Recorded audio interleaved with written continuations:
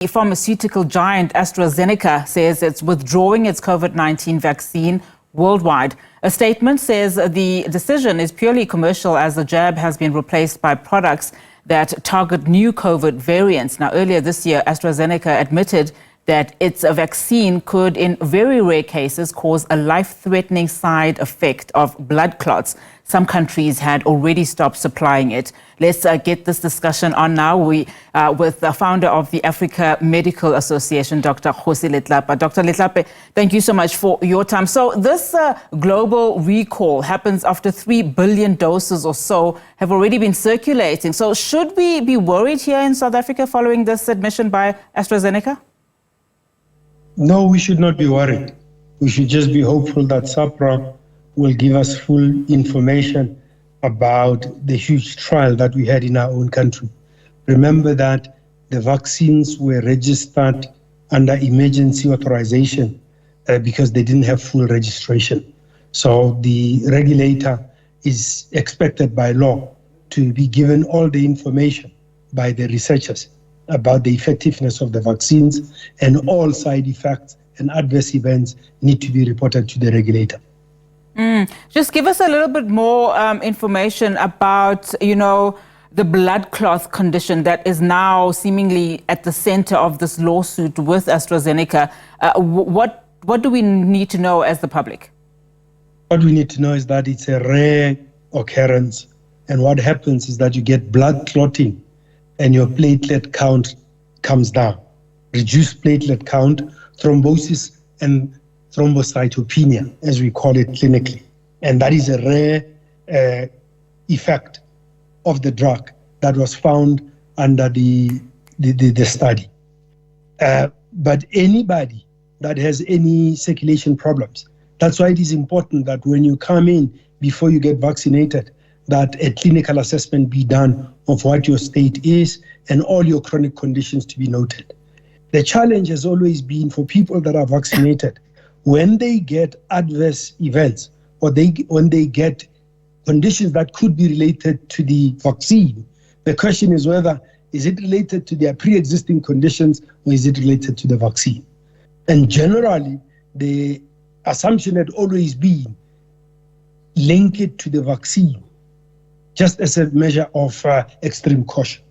And we're hoping that those that were tasked with administering the vaccine and attending to the patients will report truthfully to the regulator as to any reported adverse events. Exactly. That was, going to be my next question. Because initially, the causal mechanisms of, and I hope I say it correctly, thrombocytopenia cases, that wasn't clear. I mean, so what do we then know about how the vaccine may cause this condition, if at all? It's not really known how it occurs.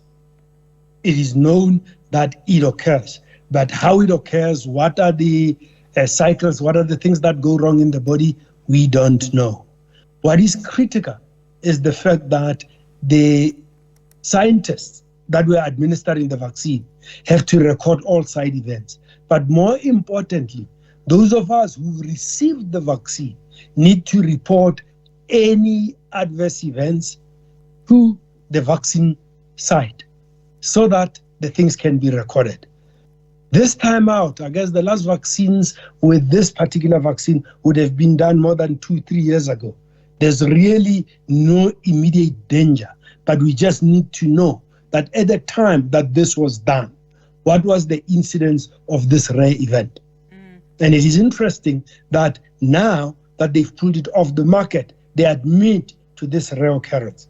But when you look at their report, the main reason for withdrawing it from the market is because as the variants of COVID come up, they have not been able to modify their vaccine to be effective against the new variants. Whereas the other vaccines that are based on messenger RNA have been quick to adapt to create new vaccine batches that are more effective against new variants. And I mean, I hear what you're saying in as far as the new variants are concerned, but there's also still concern that this case might very well likely, further cause a vaccine hesitancy, especially because, COVID is still around. Well, I think people have to understand what we call a cost-benefit analysis. That is why some of us are against vaccine mandates. People should be fully informed and you make an informed decision.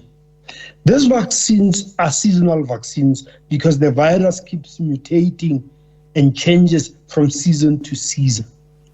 And this must not be confused with routine vaccines that we use for children, vaccines against measles, vaccines against diphtheria, which are well-proven, effective vaccines.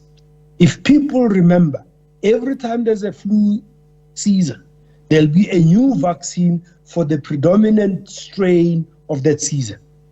And that vaccine is administered to vulnerable populations. It's promoted to the elderly, the sick, pregnant women, and young children, those that are at risk. These are not wholesale vaccines that need to be done on everyone on planet Earth. So there's no need to be anti-vaccines.